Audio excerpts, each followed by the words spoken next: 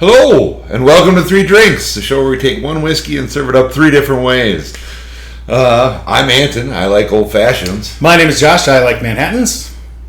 So welcome to Three Drinks. Let's get started, shall we? Three drinks. Three drinks. Three drinks. Three drinks. Three drinks. Laphroaig 10. A bonny 10-year-old Scotch hailing from the Laphroaig distillery in Port Ellen, nestled on the mystical Isle of Islay.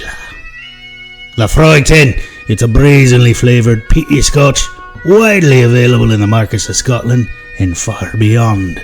Now, you might be wondering what's this peat, aye? Well, 'tis the very essence of Scotland, 'tis. The land beneath our feet, dried and set ablaze to keep our malt from turning to mere grass. This, my friends, imparts a rich, smoky essence to the final brew. Laphroaig 10, it rests at an ABV of 40%. That's 80 proof for you Yanks across the pond. Now, let's get back to enjoying a wee dram, shall we? Slangiva, Malceolic, Averut Northern Isle.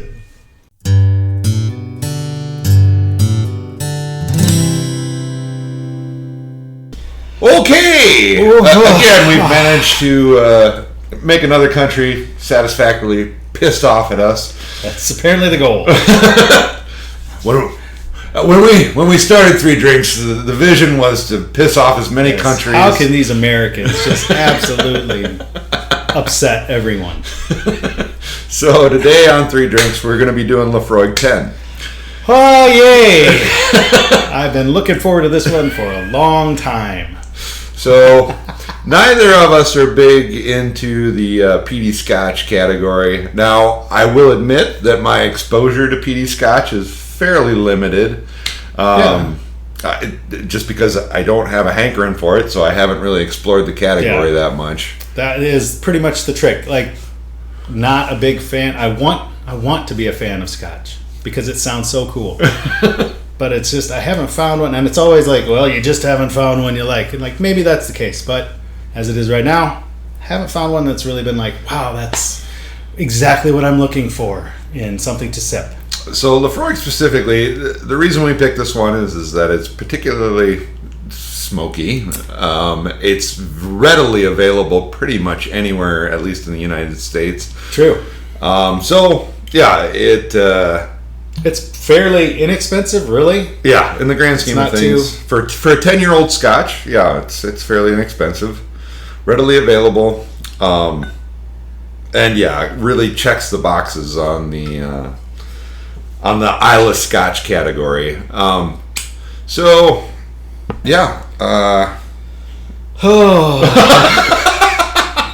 I'm just not a Peaty Scotch guy. A buddy of mine got me this Scotch long time ago as like, hey, try this out, and it probably sat in my cabinet for at least 15 years.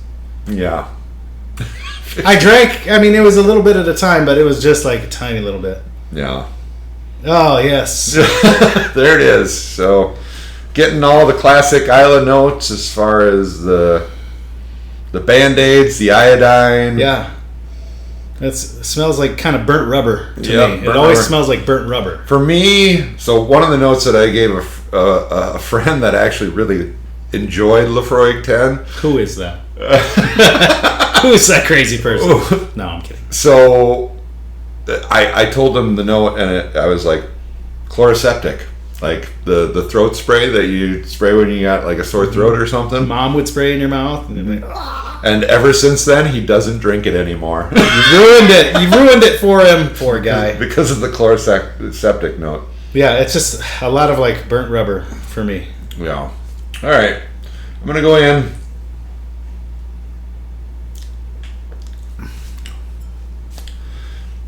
Up front, you get a sweetness. Man. And then immediately after that sweetness, you get a bog. Yeah, it's like somebody stuck a sugar cube in your mouth and then shoved your face right into a bog that's on fire. I want to like this stuff. I really, really do. And my wife is Scottish, and I really want to join the team. But man, to be honest, the initial sweetness is nice, and it has a very common whiskey vibe to it. But yeah, immediately after that, you're just like, oh, poof. Yeah, here you go. Man, how is this going to be in a cocktail? Oh my god. Okay. We're the bar is pretty low as far as our expectations are right now. This is the one I'm like, this is going to be the most interesting one. Because it could be, maybe it's awesome. I don't know, but well, and I make a variation on a cocktail, an old fashioned specifically, that does use some peat to it, but it's a not like this. Not like this. This is a whole other animal. I think, in my humble opinion, as far as the peaty scotches are concerned, like in small doses as an accent flavor. Yeah. But yeah, drinking it straight up, it is a bit much. I'm not. Yeah. I guess I'm too American for this. I like how it doesn't burn going down. I like, that initial sweetness is good. Well, but the overall, like my tongue's going numb. Yeah. And it's not from like alcohol or anything. It's from that weird flavor. I am getting on the back end. I am getting a little bit of that spearmint that we kind of traditionally get with whiskey. But that has that same numbing aspect to it. But yeah, chloroseptic is always the note that I get on this, and that's right in the mid palate. So you got sweet, chloroseptic, maybe a little mint, but then a numbing effect on your. Yeah, I guess it'd be good if it got a cold. I'm hitting the Laphroaig. All right, let's pop her into some cocktails. And oh man, see what happens. Kind of excited to see what happens. Woo!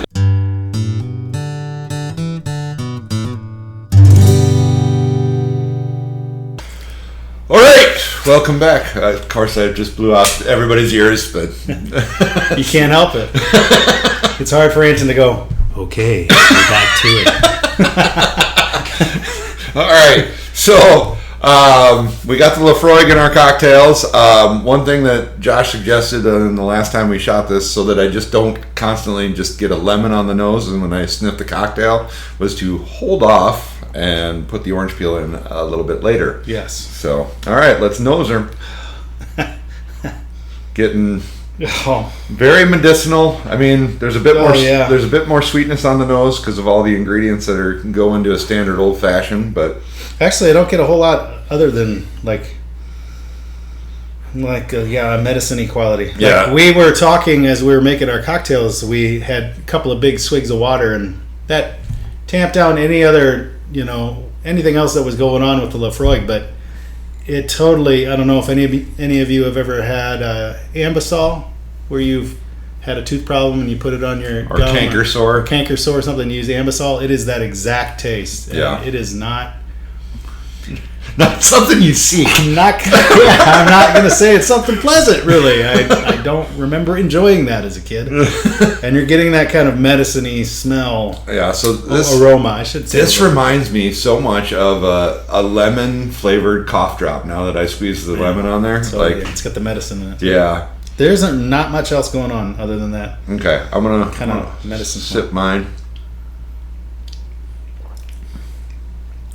Oh man, that's terrible. Yeah, That is so bad. I'm right there with you. Yeah, there's no world in where I'm actually. Now I know there's like a Manhattan where you make it with Scotch, and that's Rob Roy, right? Mm-hmm. And there's it's something a little different, but I don't know if you would want to use this one. Well, no. Oh my God. You're probably not reaching for an Isle Scotch. You're going with some Speyside or something like that. Something that doesn't have that peatiness. Now I got this Speyburn back here.